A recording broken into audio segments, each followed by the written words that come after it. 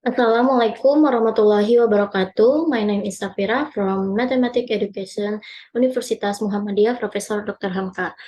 In this section, I will explain about TOEFL. In this slide, we have outline presentation is listening comprehension, which is first general overview of listening comprehension, second strategies for listening comprehension, and the third material for listening comprehension. Okay, general overview of listening comprehension. This part of TOEFL test aims to demonstrate the test takers' ability to understand spoke English. Test takers must listen to various types of passage on a tape recording and respond to multiple choice question about the passage, divided into three parts, which are first, in part A, test taker will hear short conversation between two people. Next, a single question about the conversation will follow, and the test taker will have to choose the best answer based on the short conversation. The second, in the part B, test taker will hear longer conversation between two people about casual topics. Then it will be followed by several questions about the conversation, and the test taker has to choose the best answer for each question based on the long conversation. The third, in part C, test taker will hear short talks by one person about school life or an academic subject. After that, it will be followed by a number of questions about the topics, and the test taker has to choose the best answer for each question based on the short talks. Next, strategies for listening comprehension.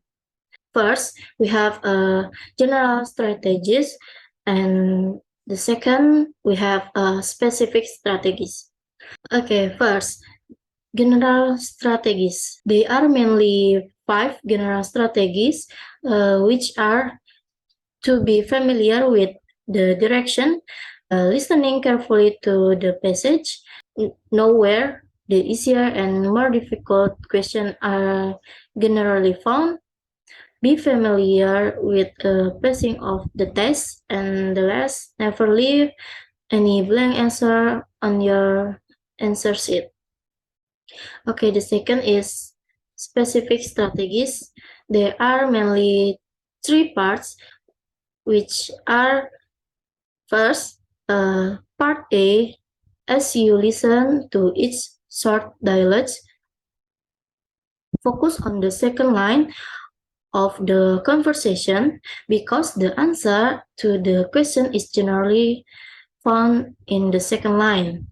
Keep in mind that the correct answer is probably a restatement of the keyword or idea in the second line of the dialogue. Keep in mind that the certain structure and expression are tested regularly in the short dialogue. And even if you don't understand the complete dialogue, you can still find the correct answer. And let's be prepared for the next question. The second, part B, if you have time, preview the answer to the listening part B question. Listen carefully to the first line of the conversation. As you listen to the conversation, draw conclusion about the situation of the conversation. And the last, as you listen to the conversation, follow along with the answer in your textbook and try to determine the correct answer. And the third part C, if you have time, preview the answer to the listening part C question. Listen carefully to the first line of the talk, As you listen to the talk, draw conclusion about the situation of the talk.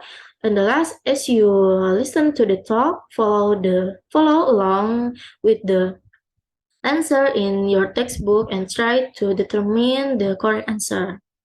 Okay, next we have material for listening comprehension.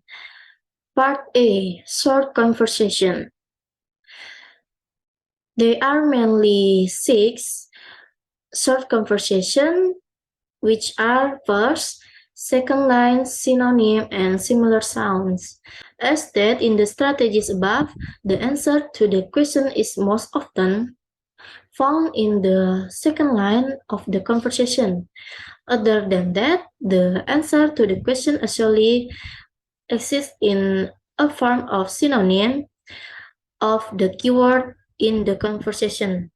Furthermore, often the incorrect choice have similar sounds but very different meaning from that you hear in the recording program. You should definitely avoid this answer. The second is who, what, and where.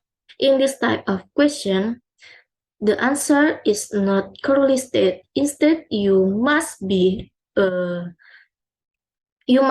draw a conclusion based on clues given in the conversation. One kind of conclusion that is common in this part of the test is to ask you to determine who the speaker is, what will probably happen next, and where the conversation probably takes place based on clue given in the conversation. The third is negative. Type of negative expression mainly four, which are first negative, the second is double negative, the third is almost negative, the fourth is comparative negative. Negative expressions are very common in listening part A, and the most common kind of correct response to a negative statement is a positive statement containing a word with a opposite meaning. The fourth is function. There are 3 expressions of function, which are first, expression of agreement, third, expression of uncertainty and suggestion, the third is expression of surprise. There are common is listening in part A, so you should become familiar with them. The fifth is contrary meanings.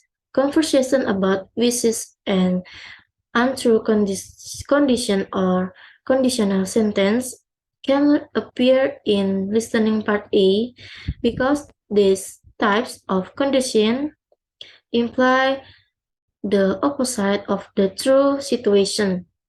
They have a construct between that the person says in the conversation and its true meaning. And the last is idiomatic language. 2 and 3 part verbs appear in some question in listening part A. These verbs are expressions that include a verb and one or more particle, such as in, on, or, and at. The particle changes the meaning of the verb. Questions involving 2 and the 3 part verbs can be difficult for students because the addition of the particle changes the meaning of the verb in an idiomatic way. Idioms also describe one situation in life but are applied to many different areas of life. Idiom questions can be difficult for students because they seem to be describing one situation when they are really describing a different situation. Okay, we move to part B, is long conversation. There are mainly two ways. The first is before listening. It is very helpful to your overall comprehension if you know what topics to expect in listening part B. You should therefore to try to anticipate the topic you will be hearing. For example, are the conversation about some aspect of school life or some types of school of social issue or a trip someone is planning.